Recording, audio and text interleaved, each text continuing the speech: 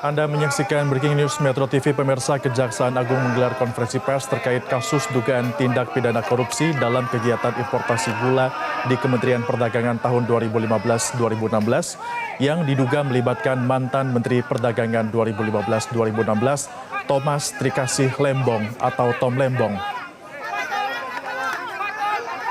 Ini adalah situasi terkini yang Anda saksikan pada saat Tom Lembong keluar dari gedung Jampitsus di Kejaksaan Agung mengenakan rompi berwarna pink, rompi tersangka kasus dugaan korupsi Kejaksaan Agung.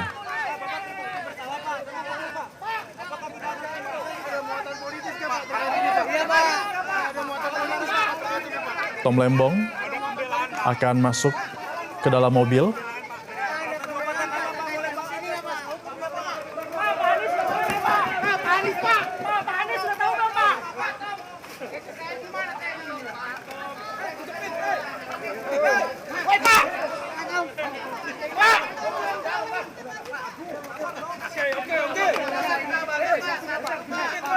Nampaknya belum memberikan keterangan kepada awak media.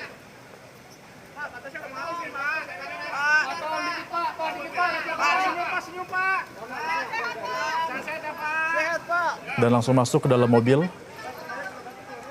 yang didampingi langsung oleh tim dari Jampitsus, ada anggota TNI juga di sana.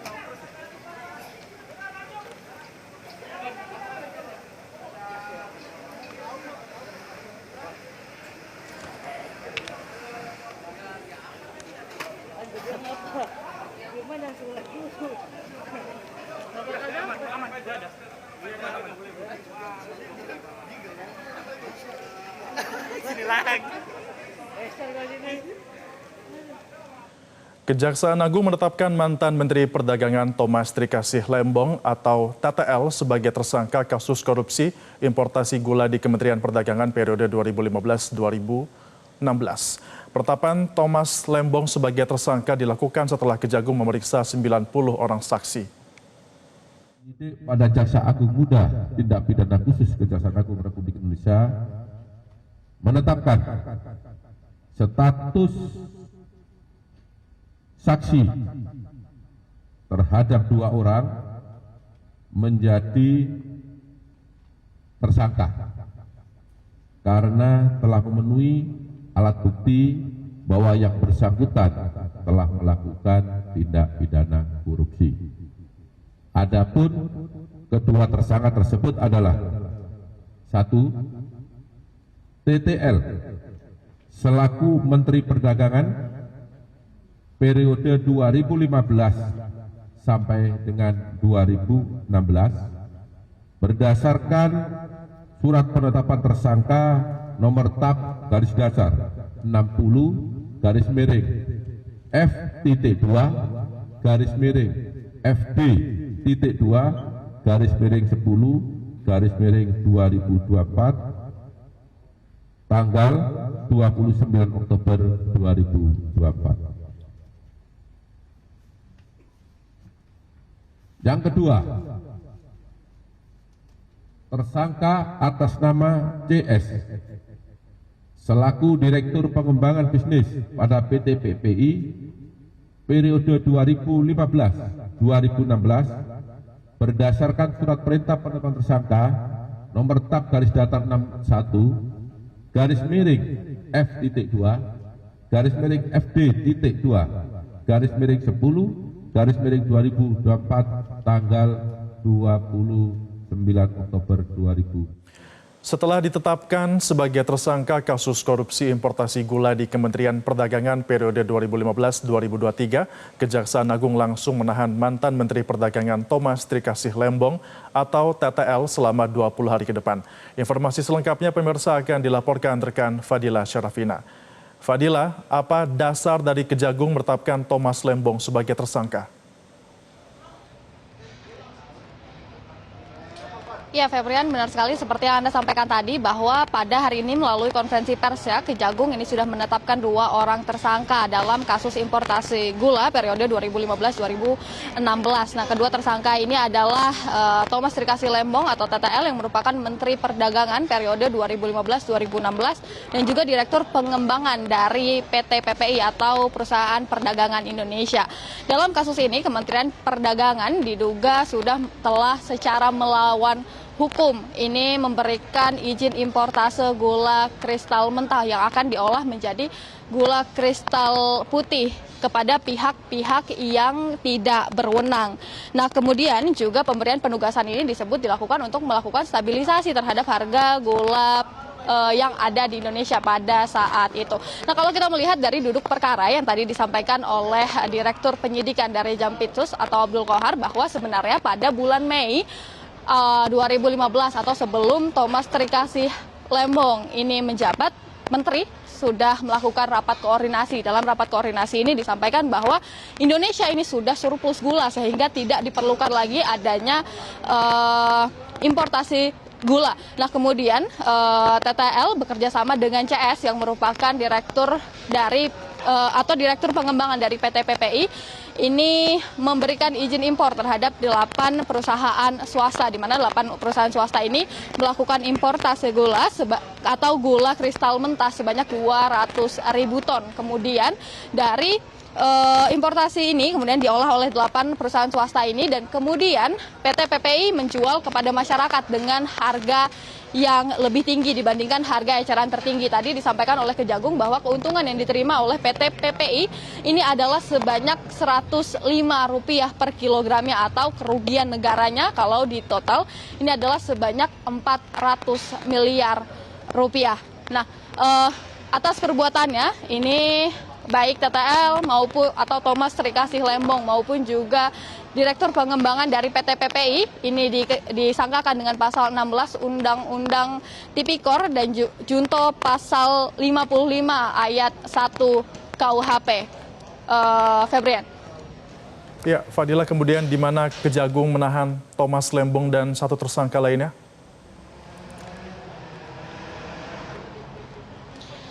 Ya, Febrian, Thomas Trikasih Lembong dan juga Direktur dari Pengembangan PT PPI ini akan ditahan di Rutan Salemba, cabang Kejagung selama 20 hari ke depan. Tadi disampaikan juga sudah diterbitkan surat perintah penahanannya, tadi juga sudah dibawa oleh mobil tahanan dari Kejagung. Sebenarnya Febrian, kalau kita melihat kilas balik dari kasus ini bukan kasus baru, kasus importasi gula ini bukan kasus baru. Kalau kita lihat sebenarnya Kejagung ini sudah menaikkan kasus importasi gula ini di tahap penyidikan sejak 3 Oktober 2023 atau sekitar 1 tahun yang lalu, dan pada tahun yang sama juga Kejagung ini sudah melakukan penggeledahan baik di kantor Kementerian Perdagangan maupun juga kantor dari PT PPI. Ada beberapa area yang di kantor perdagangan yang dilakukan penggeledahan oleh Kejagung, diantaranya adalah ruangan dari tata usaha menteri, kemudian ruang kerja dari tim impor produk pertanian, kemudian juga ruangan dari direktur impor. Sementara untuk di kantor PT PPI ini ada beberapa yang digeledah, diantaranya adalah ruang arsip, ruang divisi akuntansi, dan finance dari PT PPI. Dari kedua tempat ini disebutkan oleh penyidik bahwa penyidik ini sudah melakukan penyitaan terhadap beberapa barang bukti, baik fisik maupun juga elektronik yang berkaitan dengan peristiwa pidana importasi gula pada 2015-2016 ini. Dan seperti yang Anda sampaikan tadi, sebenarnya Kejagung ini juga sudah memeriksa beberapa orang saksi terkait dengan kasus ini, 90 orang saksi mulai dari pejabat, kemudian juga pihak swasta, juga ASN maupun juga dari beberapa kementerian, mulai dari Kementerian Perdagangan, Kementerian Perindustrian, dan lain sebagainya, Febrian. Ya, bisa Anda rinci lagi kerugian yang dari kasus korupsi ini seberapa banyak, Fadila?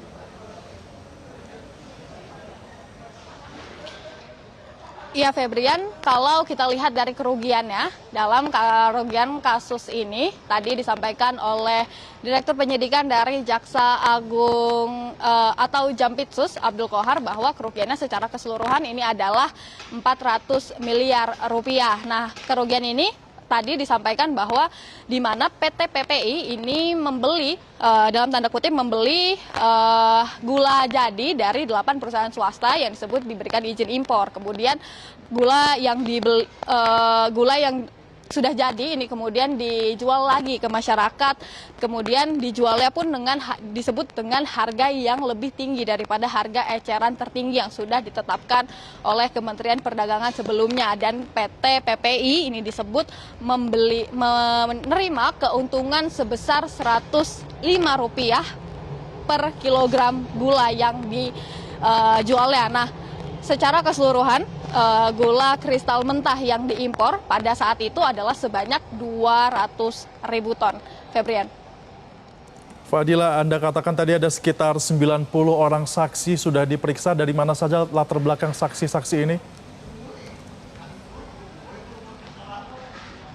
Ya Febrian, memang kalau kita lihat karena kasusnya sudah berjalan selama 1 tahun, banyak sekali saksi-saksi yang sudah dipanggil oleh Kejagung, baik dari pejabat, kemudian juga ada beberapa pihak-pihak swasta yang sudah dipanggil oleh Kejagung, kemudian beberapa ASN dan juga pejabat lintas kementerian, diantaranya seperti Kementerian Perdagangan, kemudian Kementerian Perindustrian, Kementerian Pertanian, Kementerian Koordinator Bidang Perekonomian, dan juga Kementerian Keuangan. Ini sudah diperiksa oleh Kejagung, ada sebanyak 90 orang saksi, bahkan juga sudah dilakukan penggeledahan pada bulan Oktober tahun lalu. Yang digeledah ini adalah kantor dari Kementerian Perdagangan, ada beberapa ruangan seperti ruang tata usaha menteri, kemudian juga ruang arsip, dan kemudian juga ruang kerja dari tim impor produk pertanian di kantor Kementerian Perdagangan. Kemudian di kantor PT PPI ini juga ada beberapa ruangan yang kemudian dilakukan penggeledahan pada bulan Oktober ini atau bulan Oktober tahun lalu.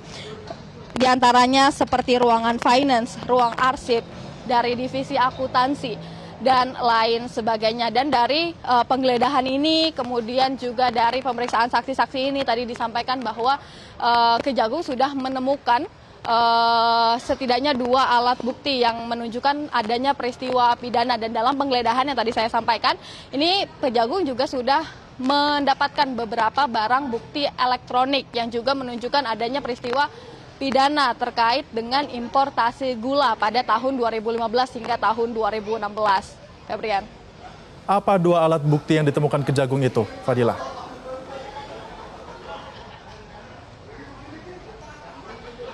Iya Febrian, sebenarnya tadi kami juga sudah menanyakan kepada Jaksa Agung Muda atau Dirdik dari Jaksa Agung Muda Pidana Khusus Abdul Qohar, apa saja alat bukti yang sudah ditemukan oleh Kejagung hingga saat ini, hingga akhirnya menetapkan 2 orang tersangka, yaitu Thomas Rikasi Lembong dan juga CS yang merupakan direktur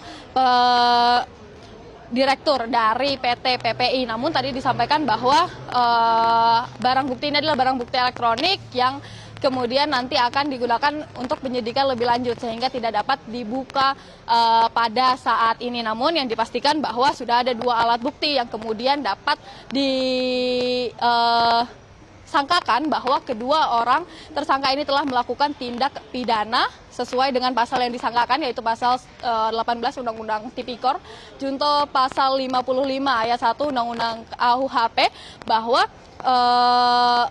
ini sudah ada dugaan peristiwa pidana sehingga keduanya dapat ditetapkan tersangka dan juga dapat ditahan selama 20 hari di Rutan Salemba cabang Kejagung. Demikian Febrian. Baik, terima kasih Fadila Syarafiana atas informasi Anda. Selamat kembali bertugas.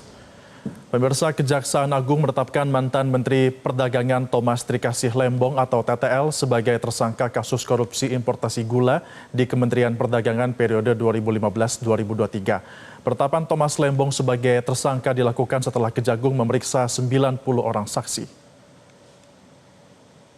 Jaksa Agung Muda Tindak Pidana Khusus Kejaksaan Agung Republik Indonesia menetapkan status saksi terhadap 2 orang menjadi tersangka karena telah memenuhi alat bukti bahwa yang bersangkutan telah melakukan tindak pidana korupsi.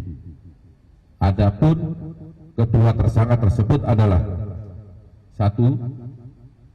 TTL selaku Menteri Perdagangan periode 2015 sampai dengan 2016 berdasarkan surat penetapan tersangka nomor tab garis datar 60 garis miring F.2 garis miring FD.2 garis miring 10 garis miring 2024 tanggal 29 Oktober 2024. Yang kedua,